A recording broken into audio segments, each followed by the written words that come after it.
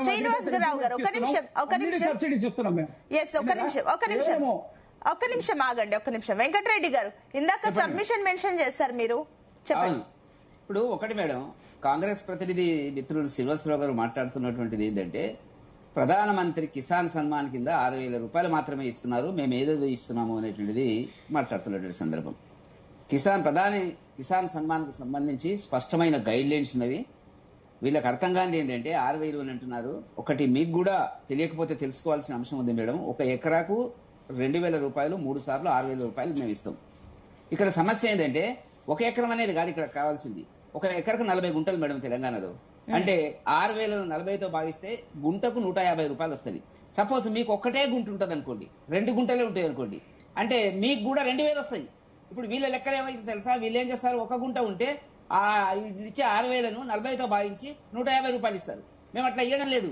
చిన్నకారు, సన్నకారు, దళితులు, పేదలు ఎవరైతే వ్యవసాయ కూలీలుగా ఉండి వ్యవసాయాన్ని ఆధారంగా చేసుకుని బతుకుతున్నారో వాళ్ళందరికీ మేము ఇచ్చేది ఒక గుంట ఉన్నా కూడా 2,000 రూపాయలు ఇస్తాము. 2,000 ఇంటూ 3 సార్లు కాబట్టి 6,000 రూపాయలు మేము ఇస్తాం. వీళ్ళు అంటే లెక్కలేదు.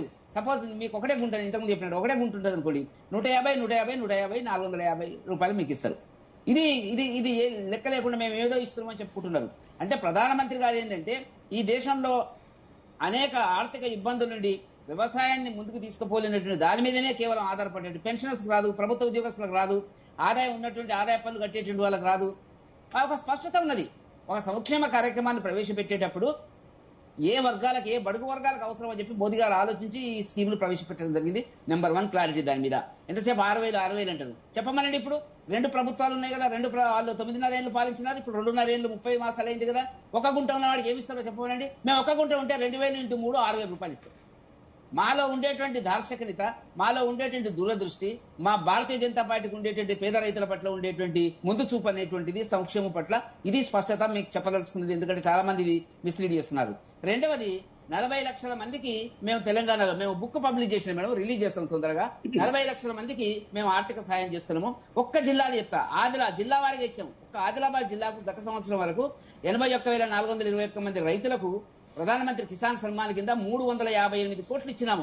అదేవిధంగా మళ్ళీ కొత్తగూడెం జిల్లాకు వచ్చేటప్పటికి సారు నల్లగొండనో మరి ఖమ్మం నాకు తెలియదు, కిసాన్ సన్మాన్ కింద 339 మంది 86,114 మందికి ఇచ్చినాం.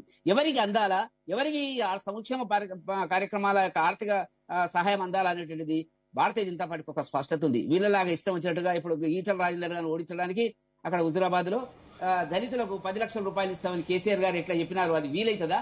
కాబట్టి ఊహాజనితమైనటువంటి సంక్షేమ కార్యక్రమాలను తెచ్చి చివరిగా చతికిల పడుతున్నటువంటి ప్రభుత్వాలు.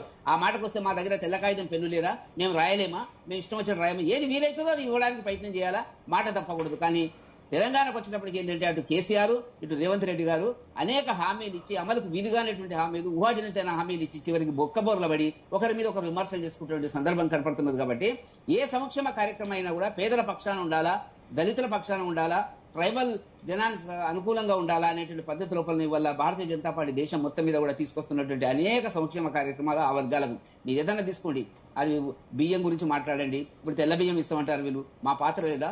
గృహాలకు సంబంధించి డబుల్ బెడ్రూమ్ అంటున్నారు, మా పాత్ర లేదా? మేము అనడం లేదు. కేంద్రం రాష్ట్రం అంటే కాదు, రెండు కూడా కలిపి రాష్ట్రాన్ని అభివృద్ధి చేయాలి. కానీ రేవంత్ రెడ్డి గారు ఏం చేసిండు, కేంద్రానికి ఏం జరిగింది అని అట్లాగే గతంలో మాట్లాడి పదవి బాధ్యతల నుంచి తప్పుకున్నటువంటి, ప్రజలు తీర్పిచ్చిన ప్రకారంగా ఓటమి పాలైనటువంటి కేసీఆర్ గారు ఏం మాట్లాడినారో అంతకంటే వేగంగా మాట్లాడుతున్నారు. అది కాదు కావాల్సినటువంటిది.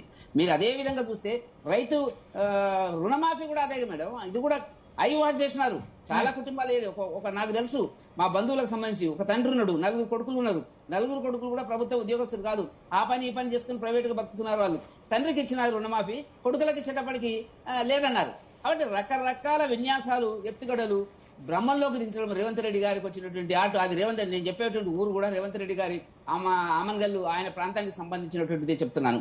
కాబట్టి ఈ రకమైన మోసాలు చేసి ప్రజలను దోపిడీ పద్ధతి లోపల చేసేటువంటి ప్రయత్నాలు ఇవాళ అటు టీఆర్ఎస్ కాంగ్రెస్ మేమేది చెప్పదలుచుకున్నామో అది అమలు చేసి చూపిస్తాం. కాబట్టి ఆ కోణం లోపల భారతీయ జనతా పార్టీ ప్రజల్లోకి ఇవన్నిటి కూడా చర్చనీయాంశాలు. ఎన్నికలు వస్తున్నాయి, ఇంకా 2 సంవత్సరాలు అయితే ఎన్నికలు, క్లారిటీ వస్తుంది. అదే శ్రీనివాసరావు గారు ఏంటి మీ సబ్మిషన్ ఏంటి తొందరగా చెప్పండి, వివి రావు గారి దగ్గరికి వెళ్ళాలి. ఒకటి ఏంటంటే వెంకటరెడ్డి గారు భారతీయ జనతా పార్టీ ఇస్తున్నటువంటి దాని యొక్క అందరికి అందుతుంది సమానంగా అని చెప్తూ సంతోషం నేను కాదంటలేను. కాకపోతే ఇక్కడ విషయం ఏంటంటే నేను ఇవాళ ఏమంటారు ఐటీ వాళ్ళకి ఇస్తలేము, వీళ్ళకి ఇస్తలేము, వాళ్ళకి ఇస్తలేము, ఎవరైతే అర్హులో వాళ్ళకి ఇస్తే ఎవరికి అవసరం వాళ్ళకి ఇస్తానంటారు. అదేవిధంగా ఇండస్ట్రియలిస్టులకు కూడా ఇచ్చేటప్పుడు అదే చూడండి, ప్రపంచంలో అత్యంత సంపన్నులుగా పేరుగాంచినటువంటి వాళ్లకు మీరు ఎందుకు వేవర్స్ ఇస్తారు? రైతుల దగ్గరకు వచ్చేంత వరకు వివక్షత ఎందుకు వస్తుంది? వాళ్ళకి వేవర్స్ ఇస్తున్నట్టే ఒక 2 లక్షల రూపాయలు 3 లక్షల రూపాయలు రుణమాఫీ కాంగ్రెస్ రైతులందరూ దేశవ్యాప్తంగా ఇవ్వమని రాదండి, దాని ఇబ్బంది ఏం లేదు కదా. మీరు వేవర్స్ ఇవ్వండి, ఇంకా వేరేదని దాని విషయాల్లో మాట్లాడండి. కానీ కేవలం పారిశ్రామిక విధానం వేరు, వ్యవసాయ విధానం వేరు. అక్కడ వ్యవసాయం 70% మంది ప్రజలు ఆధారపడినటువంటి దేశం, వ్యవసాయక దేశం ఇది. వ్యవసాయక దేశం, వ్యవసాయం బాగుంటేనే బాగుంటాయి. అందుకోసం వ్యవసాయాన్ని కాపాడుకోవాల్సిన బాధ్యత ఉన్నది. దాని మీద ఎందుకంత శీతకన్య ఇస్తున్నారు? ఒక్క నిమిషం శ్రీనివాసరావు గారు, మీరు అడిగారు కదా, ఒక్క నిమిషం ఆగండి, ఆయన ఇంటరప్ట్ చేయకండి, చెప్పండి, క్లారిటీ ఇవ్వండి వెంకటరెడ్డి గారు. ఇప్పుడు ఒకటి మేడం, వ్యవసాయ రంగానికి ఎవరెంత ఇవ్వాలనేటువంటిది మొట్టమొదటి ప్రాధాన్యత ఇవ్వాల్సినటువంటిది. ఇవాళ మేము అడుగుతున్న ప్రశ్న ఏంటంటే, మీరు అధికారంలోకి వచ్చి 15,000 రూపాయలు ఇస్తాము, వ్యవసాయ కూలీలకు 15,000 ఇస్తాము, 12,000 ఇస్తాము అని చెప్పిన వాళ్ళు మాట తప్పి మళ్ళీ అదే పద్ధతిలో మళ్ళీ ఇవాళ మాట్లాడితే విమర్శ చేస్తే ఏముంది? మీ మేనిఫెస్టో ఉంది కదా, నా దగ్గర 42 పేజీల మేనిఫెస్టో ఉంది, దాన్ని ఏం చెప్పారు మీరు? అదే అడుగుతున్నాం ఇలా ప్రశ్న. ఎక్కడికి ఎందుకు తీసుకెళ్తున్నారు? డైరెక్ట్ గా చెప్పండి. ఓకే వెంకటరెడ్డి గారు, ఓకే నాకు క్లారిటీ వచ్చింది. ఒక్క నిమిషం వివిరావు గారు. సో 3 పార్టీల